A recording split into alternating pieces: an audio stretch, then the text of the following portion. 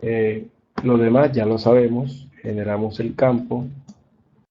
Existen otros componentes dentro de la ventana, como por ejemplo un panel. Fíjense que un panel es un contenedor que contiene, miren que internamente dentro de él existen otros elementos.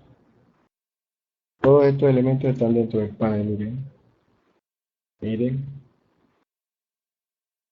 Todos están dentro del panel. ¿Cuál es el panel? Mírenlo aquí. ¿Lo ven? Y estos elementos todos están contenidos dentro del panel. Los paneles son objetos que contienen otros paneles u controles como estos que están aquí. A este panel lo llamamos JPanel y decidimos que fuera de la clase, lo llamamos panel datos y decidimos que fuera de la clase JPanel. O sea que en el código existe una variable de tipo propiedad que se llame panel de datos de tipo JPanel. Ahí está. Bien, y tenemos dos botones.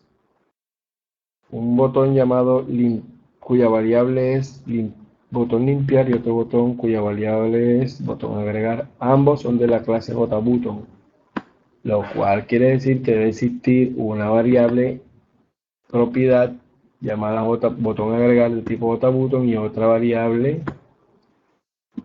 llamada botón limpiar de tipo JButton. Veamos cómo se configura todo esto, que ya esto lo vimos. Aquí le pusimos un tamaño de letra de 18 y color azul, o sea que a la etiqueta invocamos el método setForeground para el color de la letra y el método setFont para cambiar el tipo de letra. Veanlo acá, el código generado. Aquí se crean los diferentes objetos, se crea la etiqueta de título y se le asigna un objeto de tipo JLabel, se crea el panel y se le crea un objeto de tipo JPanel invocando el constructor de JPanel, el constructor de JLabel y todos los constructores necesarios. Aquí se invoca al método setDefaultCrossOperation para decirle a Java que cuando se cierre la ventana se destruya y se cierre la misma, esta ventana. A la etiqueta, vean el método setFont que habíamos hablado antes y se le pasa como argumento un nuevo objeto de tipo font. Este nuevo objeto de tipo font se crea con los siguientes argumentos: el tipo de letra, uno para indicar que es negrita y el tamaño de la letra. Se le pasa el título, el color del texto, el color del texto de la letra, invocando el método setForeground, el cual recibe un nuevo objeto de tipo color. Tanto font como color están dentro del paquete AWT. El objeto de la clase color, el constructor recibe tres argumentos que indican la intensidad de rojo, la intensidad de verde y la intensidad de azul. En este caso escogimos un color azul, por eso quien tiene más valores es el tercer parámetro que indica la intensidad del azul. Invocamos el método setHorizontalAlign para indicarle que el texto será centrado horizontalmente dentro de la etiqueta. Por eso el texto aparece centradito dentro de la etiqueta. La etiqueta no empieza aquí y termina acá, y el texto está centrado en el espacio que hay aquí y en el espacio que hay aquí mismo. Eso se hace gracias al método setHorizontalAlign y de la propiedad center de la clase swingConstraints, que también se encuentra dentro del paquete swing. El método setTitle recibe el texto que va a ser parte de la barra de título de la ventana. Aquí configuramos el borde del panel. Borde del panel se configura con el método setBorder, quien recibe un objeto de tipo BorderFactory. Aquí configuramos el color de texto de la etiqueta ID, le hacemos horizontal el texto y el ID. Configuramos el tipo de letra y el ID. Lo mismo hacemos con las demás. Vean en qué parte del código agregamos las etiquetas y los campos. Aquí configuramos el color del texto, el texto del campo, el tipo de letra. Y aquí configuramos el color del tipo de letra. Y aquí configuramos que el texto en el campo va a estar a la izquierda. Por eso cuando damos en vista previa, el texto siempre estará escribiéndose a la izquierda, ¿verdad? Bien.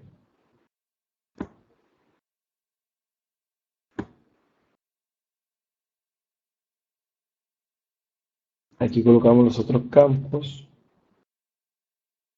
y observemos dónde se agregan los elementos al panel. Miren, aquí al panel. Vean que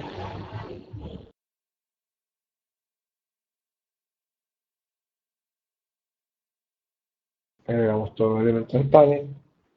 Luego configuramos el icono del botón. Ya esto lo vimos. ¿Cómo se hace?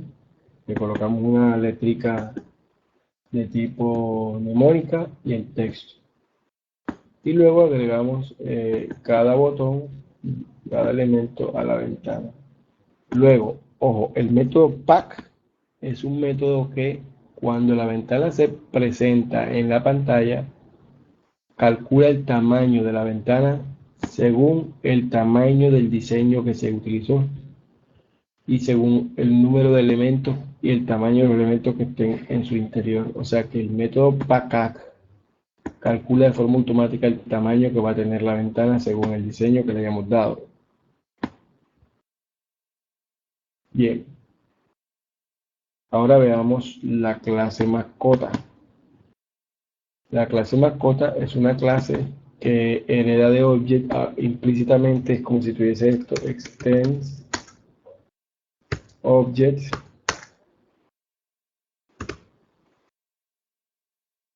e implícitamente como si tuviese esto. Todas las clases heredan de la clase object. Si no colocamos el extend, él lo hereda de forma automática. Bien, la clase mascota, acuérdense que objects es una clase que se encuentra dentro del paquete Javalang. O sea que esto daría lo mismo si hiciéramos import java.lang.object.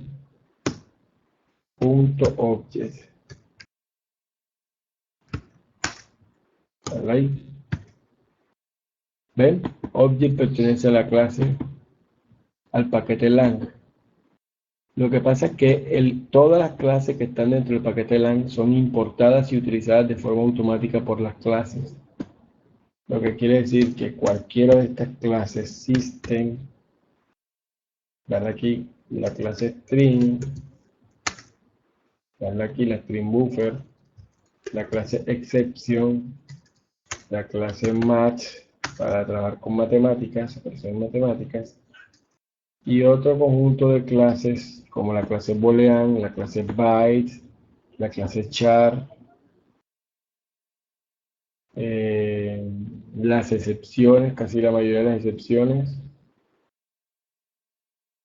la clase double, la clase error, la clase float, la clase long, la clase integer,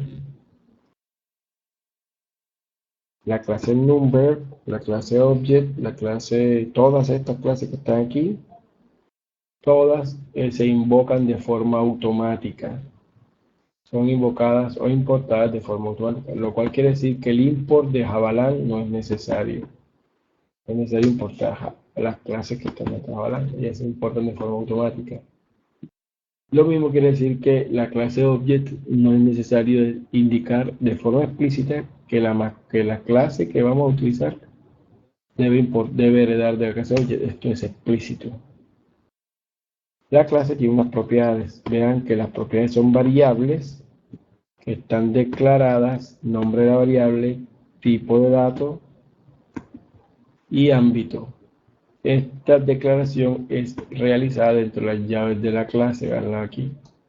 No están declaradas dentro de ningún método. Vean lo que no están declaradas dentro de un método. Aquí simplemente la estamos utilizando, más no la estamos declarando. Recordemos que declarar es el nombre de la variable y el tipo de dato que va a almacenar. En este caso, la clase mascota tiene 1, 2, 3, 4 variables de tipo string privadas, 1, 2, 3, 4 variables o propiedades de tipo date privadas y una propiedad llamada peso de tipo float. Al ser privadas, es necesario o se requiere hacerle un get a cada variable y un set. Veamos. Estos métodos todos los voy a borrar y los voy a crear de forma automática. Voy a colocar aquí un comentario set y get. Entonces le digo a clic derecho, insertar código y escojo set y getter. Setter y getter. Le clic aquí en todos y el id automáticamente me crea el método get que devuelve el valor de la variable id. Get id. Vean que el método retorna un valor de tipo string. Si no retornara nada, habría que colocarle void.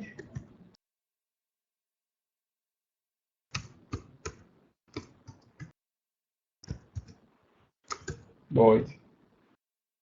Por eso aquí da error, porque él está retornando un string. Acuérdense que id está declarado de tipo string y le estoy diciendo al mismo tiempo que devuelve un string, pero no devuelve nada. Entonces da error. Los métodos get siempre devuelven el mismo tipo de dato de la variable a la cual se está haciendo referencia.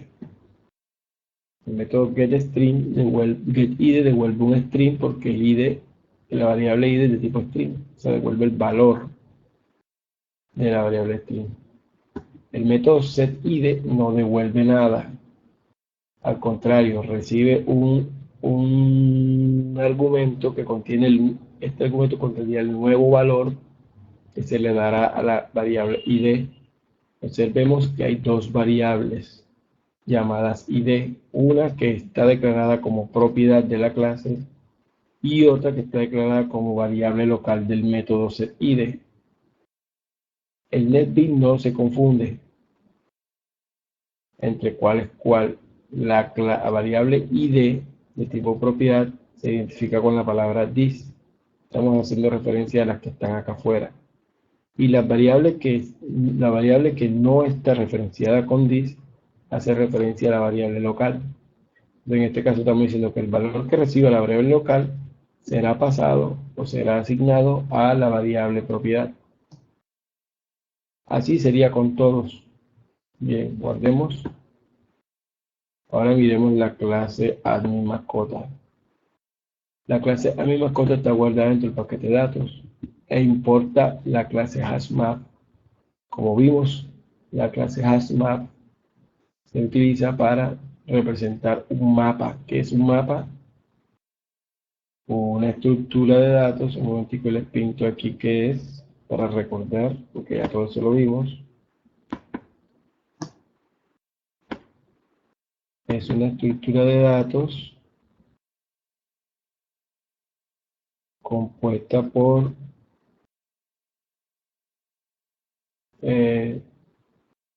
una clave y un valor,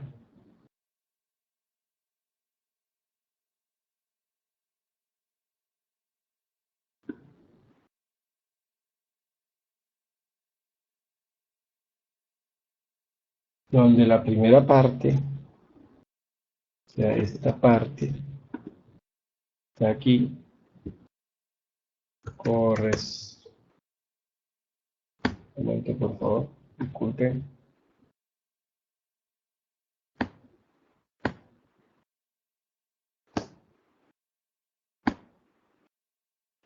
La primera parte corresponde a la clave, esta que está aquí, y la segunda parte, o sea, la parte que está más abajo, corresponde al valor que tendrá que ser, al valor que guardará bajo esa clave. Aquí. Bien. En este caso estamos representando un mapa que tiene 3 elementos. Uno con su clave y su valor, uno con su clave y su valor, otro con su clave y su valor. Si yo elimino un elemento de esta estructura de datos, pues si elimino el segundo elemento, la estructura quedaría con 2 elementos, pues ya se encoge. Si lo elimino todo, queda vacía. Elimino 2, quedaría con 1. Las claves, los valores que están aquí no se repiten. No se repiten, las claves no se pueden repetir. Pero los valores dentro de las claves sí se pueden repetir. Entonces las claves se utilizan como código o llave para poder acceder, buscar, eliminar o insertar nuevos elementos dentro de la estructura de datos. En este caso, en nuestro ejemplo, la clave funcionará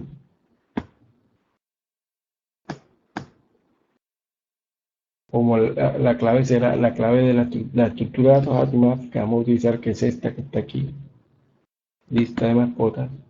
Tendrá como clave una cadena que será el código de la mascota, y debajo de la clave tendríamos un objeto mascota, o sea, la mascota dueña de dicho código.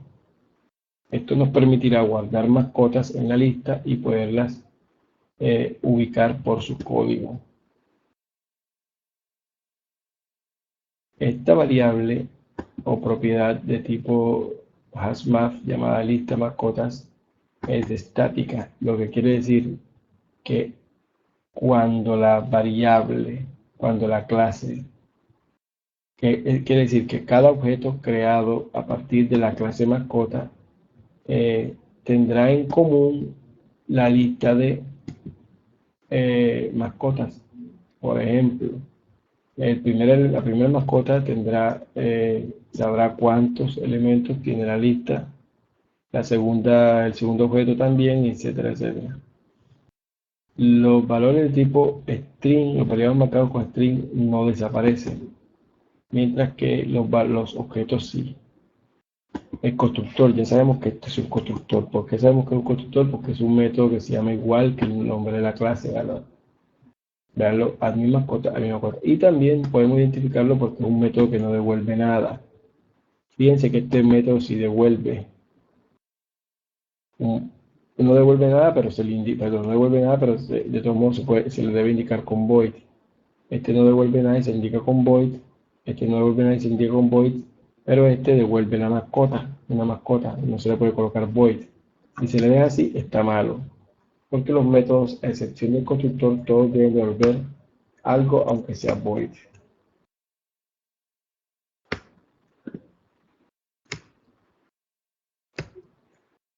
Bien, entonces los constructores son métodos que se llaman igual que el nombre de la clase y no devuelven nada.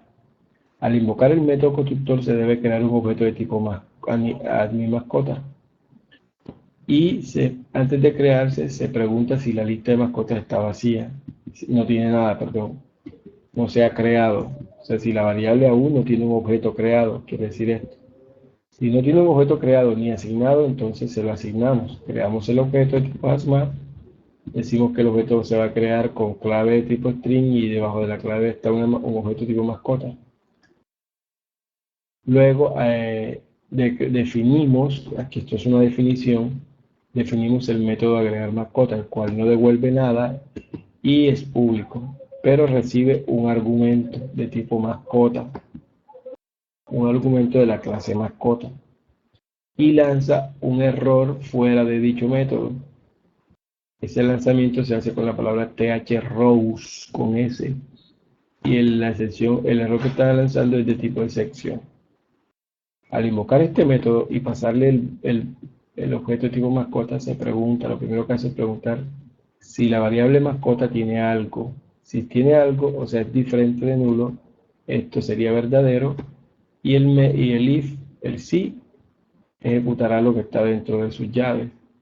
En este caso, si la mascota es diferente, si la mascota tiene algo, si la variable mascota tiene algo, pues entonces utilizamos el IDE. Vamos a hacer esto de una manera más clara para que lo entiendan mejor. Recuerden que invocamos el método put de la clase HashMap. Método put lo que hace es que coloca un elemento con su clave y su valor dentro de la lista. Entonces, string id es igual a esto. Utilizamos el argumento de tipo mascota y llamamos al id de dicha mascota. Se lo asignamos a esta variable y aquí, esto para hacerlo más claro, y aquí le pasamos el id que es de tipo string. Recuerden que la lista de mascotas debe ser una estructura que reciba como clave un string, en este caso el id, como valor una mascota, en este caso el objeto mascota que deseamos guardar.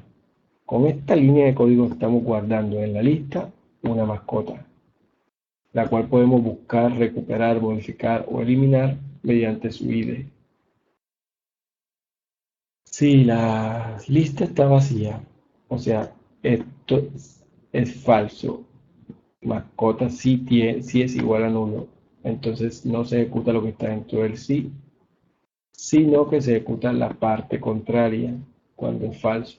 En caso de que sea esto falso, se lanza un error con la palabra throw y se le crea un nuevo error con el mensaje en español. Este error throw lo lanza dentro de las llaves del método. Si este error no se relanza o se captura, terminaría el programa de forma instantánea. En este caso,